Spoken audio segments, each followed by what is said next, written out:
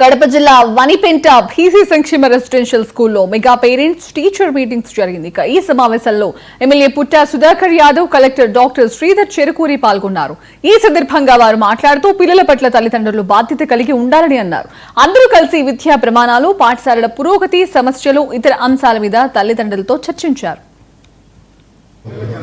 పాఠశాల కావచ్చు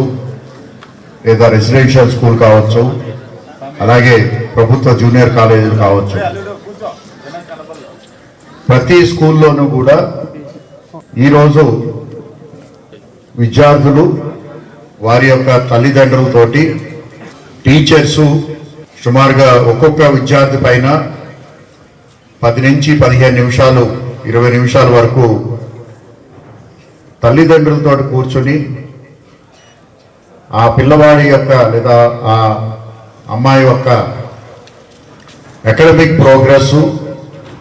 అదేవిధంగా వారు సాధిస్తున్నటువంటి కరికులం కానీ, కో కరికులర్ యాక్టివిటీస్ కానీ, ఎక్స్ట్రా కరికులర్ యాక్టివిటీస్ కానీ, అదేవిధంగా ఆ పిల్లవాడి యొక్క